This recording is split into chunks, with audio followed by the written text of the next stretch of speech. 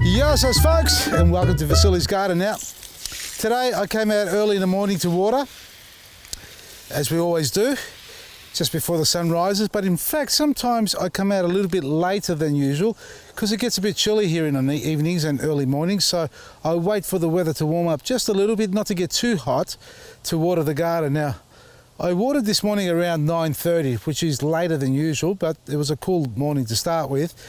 And you know what? I noticed something about our garden. Now, I've been doing a lot of trials, and I'm talking about soil here, in fact. I've been doing a lot of trials with different blends. I've got our planting mix. We've got our planting mix, which is a fantastic medium to grow in, and I'm going to show you that one as well. But we've also got our compost.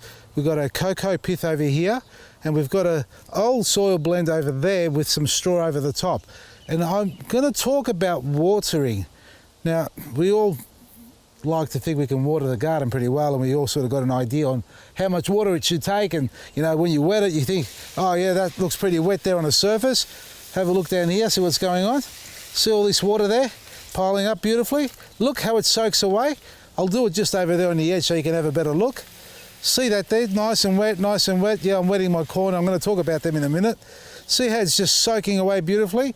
Now, in the morning, when I came out here to do that, I was flooding it, and it was doing exactly that. Soaking it like this, filling up with water and soaking right down.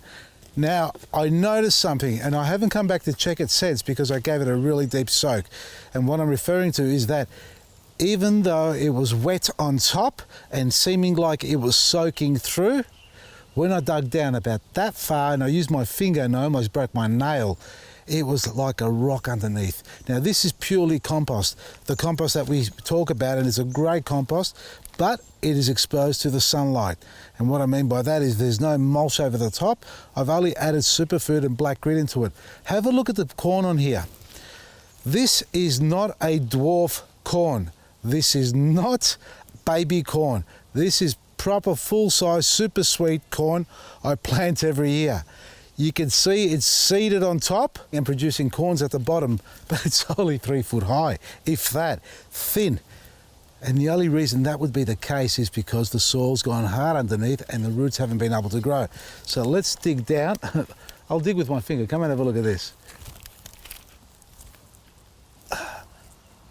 Getting there. It's actually not too bad here, but look at that. Dry as a bone. Dry as a bone. I'll go over here. Where is it? This is where I actually soaked it a lot. I soaked and soaked because I dug. I'm digging. I'm pulling. Look at that. I'm pulling and I can barely break through that. I'm going to use a widget. Oh, look at that. Look how hard it's got underneath.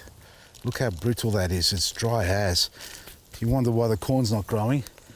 Now, that's a message for me, to me, that I should have mulched. And I didn't do it purposely. No, I sacrificed my plants, the benefit of growing some beautiful corn, hoping that the compost will be able to do the job on its own. In this case here, in this scenario, it hasn't. Look, I'm soaking it. I'm soaking the hell out of this. And this is what I did in the morning, just soaked and soaked. And I was going to mulch it earlier on, but I thought, no, this is a good topic for you guys to see what happens on the surface, as opposed to, what happens inside as opposed to what happens on the surface. Now, that's compost. Now, I'm going to bring you around this way, and we're going to go to the next door neighbour. And this is cocoa pith. This bed here is purely cocoa pith. Let's have a look at the beetroot. Nice. See how they're growing there? Beautifully. But I'm going to soak, let's do it over here. And don't mind, this is the onions. These are pickling onions. They got trampled on, that's why they're fallen over. Look at me soak it here. Now watch that soak down. See how quickly it goes down? Beautifully, doesn't it? Just soaks effortlessly. Now let's go and dig it up. Look, it still hasn't gone all the way through. It's just gone through the surface there, so it is dry underneath, but it's easy to pick up. Now the plants aren't struggling. Now I only did a quick soak there. Let me just do a long soak as I would have done with the compost over there next door. All right, let's check it out now. Oop, careful, Vasily. It's soaking through. It's actually getting through there. You can see that it's actually breaking through. So the cocoa pith is a much lighter mix. and a lot easier for your plants to develop a good root system and good airflow. It hasn't got a lot of nutrients, very little nutrients. That's why you've got to add it into it. So the compost on its own in the garden bed, and you've been watching Nello's garden, who's purely just soil and manures that he puts in, but he has to dig it over. And the reason why he has to dig it over is because that's what's happened when you do a no-dig garden and when you don't add mulch on top. It actually goes hard. You don't get the moisture traveling all the way down below and the plants struggle to grow. So this needs to be heavily soaked and then heavily mulched so that I can activate the microbes in the bed here to start breaking down and allowing the moisture to travel through. This bed here, not as much. As long as I hydrate it well, it'll hold its moisture and travel right down. Now, if you look over here, this is called celeriac. See that plant there? Just to give you an idea, tough, robust plant, got cooked by the heat where we had that 38 degree. It might have been like 45 over here. That's how hot it got, and it burnt it. And no, I didn't wet the leaves when the sun was on it. It's been overcast all day today. So that is cocoa pith, drains well. Let's go over to this bed here, which is your typical garden mix with a bit of compost manure and mulch on top. Now, I did mention to you when you add your mulch and you hydrate it, you need to soak it so it soaks right through the actual fibers of the mulch. So when you apply it down, it's not dehydrating your garden bed. That's the first stage. The second stage to that is that you need to rehydrate it regularly, the mulch, to make sure that it doesn't suck the moisture out of the ground, because it actually does. No matter what type of mulch we're talking about, it does create a blanket, but as soon as the hot sun gets on top of that and the mulch or bark, it starts to actually dry it out and heat it up, it will suck out that moisture out of the ground if you haven't hydrated it properly. Come over here and have a look. And it all depends on the type of soil again. So you may have great soil and you may have heavy soil. And it will depend on the type of soil it is, on how well it performs and how well it holds its moisture. So this bed here, this is a seed bed, and what I mean by that is I'm collecting seeds off all these old plants. I was on the other side there, just to give you the scenario. I was over there watering, and I was doing this, soaking the mulch. Now, I watered early in the morning, and you can see it's sort of dry on top. Now, we're going to keep talking. We're just going to have a look at this and this is how long it's taken. We're doing it in real time, by the way. All right, we're trying to avoid any cuts here so you can see what I'm doing here. So I've just soaked it, okay? Now, it may have be the case that because I soaked it so heavy in the morning, it may be wet underneath. Let's have a look. And in this case here, it is. Let me find a spot where it's really dry. Vasily did a good water this morning, that's why. Go around that side there, and I'll come there too. This is where I did the trial in the morning to see if I can actually soak the soil through, and I was soaking it heavily. So this got a real good drenching in the morning, but over here, not so much. So we're gonna do the trial just here now. All right, so that was dry mulch. I'm wetting the soil. It actually has cooled down. Let's see if it's, see that? Just got through there now. Can you see the dryness there? I was right over the top there, still dry underneath. So, hydration, mulch is great, but if your soil underneath dries out, you're going to have to spend a lot of time hydrating your soil and mulch, or the mulch, in fact, to get it to hydrate the soil.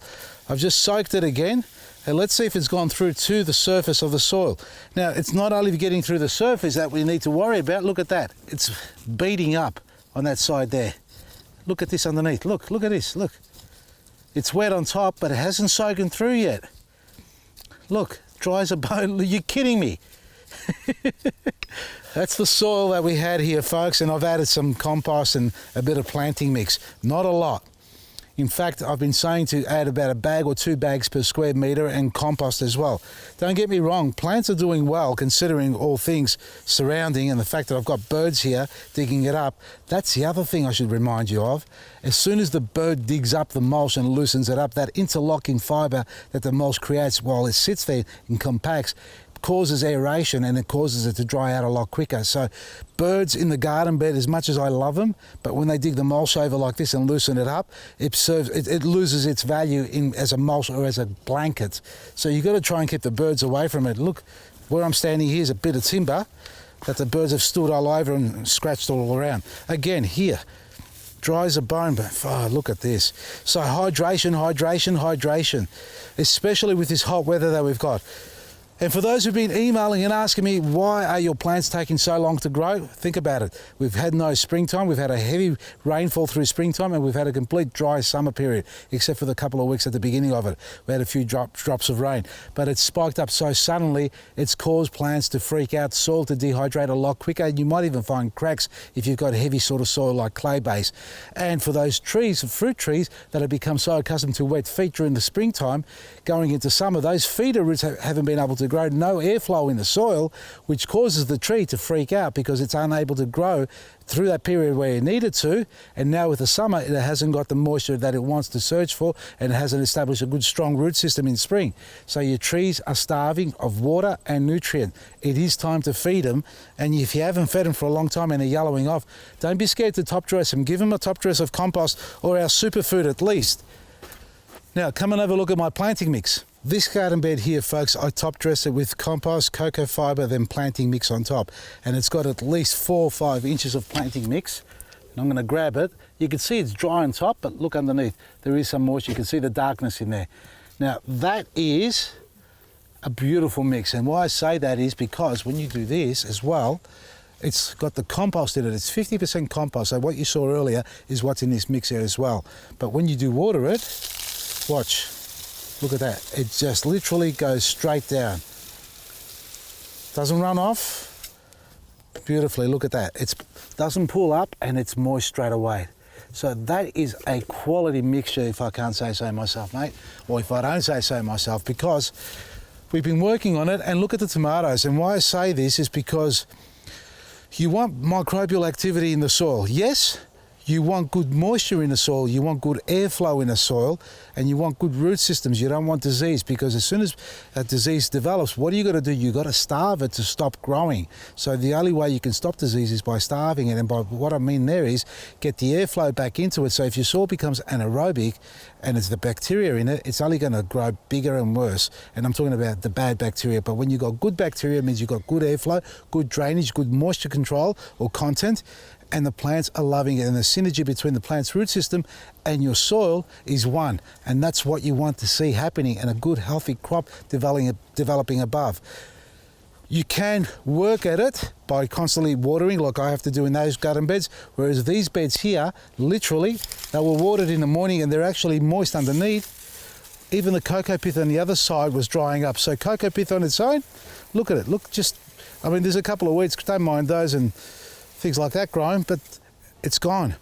It acts like a mulch as well, so there's enough fibre in there to protect it. Sure, you can put a layer of mulch on top if you like, the planting mix, but in this case here, because you've got the canopy of the plants that are restricting the sunlight or sunflow through to the base, you don't really have to mulch this type of mixture that I have, unless you've got small plants. So coverage of your soil is vital if you don't want to be mulching, so you need big plants, but to get there, you need to do something to protect them. So mulching your garden is important, and keeping it hydrated is even more important. Otherwise it'll serve no purpose and it'll look like this stuff down here. Look at this. I don't wet this garden bed here or the pathway. That's just some old straw I've put down there. Dry and brittle. It does nothing. It stops life growing in there. And over time, moisture will get to it and it will break down. But as a garden bed, you can't wait over time. You want it to happen straight away. So if you want to try something different and you haven't tried it, and I'm sorry you can't pick it up, or sorry you can't get it delivered because it's too heavy. It's our planting mix, folks. From all the trials that I'm doing here with the cocoa fibre, and the last one, if I can quickly show you, are these raised beds. These are our beds over here. Come over here. Now, you're going to struggle with this one. We haven't looked in this bed. This is our little hothouse. I've opened the door on it. If you can see inside, we've got a cucumber plant growing beautifully. Look at the iceberg lettuce over there. It's gone huge. The tomatoes are clean as. And even better, I'm actually going to succeed with eggplant, folks. Have a look at this monster over here. Can you see this plant here? It's just got heaps of flowers on it, all about to start setting fruit. It's a huge plant by comparison to all the others. Planted at the same time, mind you, as the ones in there, and there's still only one stalk in it because they're not getting the heat. Bubble wrap. It works like a mini hothouse. And make sure you unpack it once it gets really hot there, folks, or open the ventilation there for you. So check out our website, vasilisgarden.com, for our planting mix, cocoa fibre and all the other wonderful mediums that we have. Click and collect only available, unfortunately. It's soon to be at a store near you, hopefully. vasilisgarden.com from me, Vasili Maresi.